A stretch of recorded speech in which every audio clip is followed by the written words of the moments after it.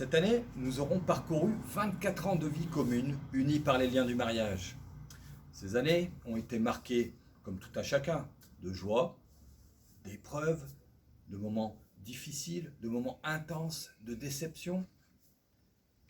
Vous l'entendez régulièrement, le temps passe vite.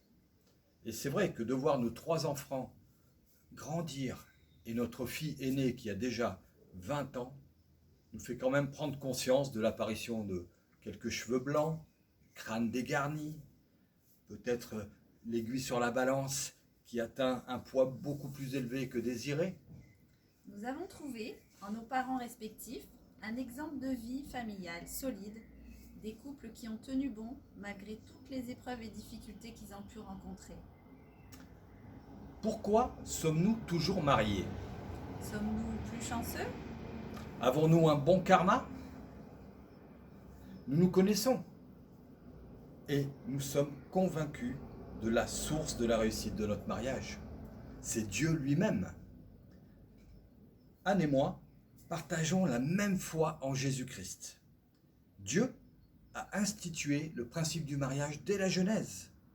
Et lorsque nous nous sommes mariés, nous avons désiré que Dieu ait un regard sur chacune de nos vies, bien sûr, mais également un regard sur notre couple. Dieu nous aime et il nous a donné de nous aimer l'un l'autre. Notre union est tripartite.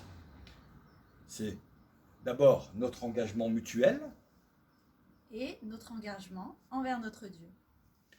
Jésus-Christ est au centre de nos vies respectives et au centre de notre couple. L'amour sincère que nous avons l'un envers l'autre se traduit par un profond respect, des concessions, le pardon, des petites attentions, le fait de vouloir se faire plaisir et de se plaire l'un à l'autre, de se faire des blagues. Et comme cela n'est pas toujours facile, nous demandons fidèlement à Dieu de nous aider et de nous faire grandir dans cet amour. Alors, il m'aide à désirer faire pour l'autre et non pour moi seul. Notre mariage n'a jamais été basé sur la crainte d'une séparation, d'un divorce, car nous nous aimons et nous aimons Dieu. À l'exemple de Christ, qui nous a aimés une fois pour toutes, en donnant sa vie sur la croix, à cause de nos péchés, pour nous sauver de la séparation éternelle d'avec Dieu.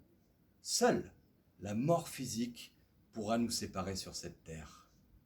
L'amour de Dieu répandu dans nos cœurs et au sein de notre famille nous donne aussi d'être de bons témoins de Christ auprès de nos amis, de nos voisins, de nos collègues. L'Église locale a aussi toujours fait partie de notre vie. Notre foi partagée nous permet de prier en couple, d'aimer servir Christ dans l'Église, nous soutenir dans nos ministères respectifs, et ceci, nous le croyons, est le point crucial dans la réussite de notre mariage. Vivre l'Évangile ensemble, Servir dans l'Église ensemble. prier ensemble. Les circonstances et les différentes situations, épreuves, n'affecteront pas votre couple si vous regardez continuellement à Jésus-Christ.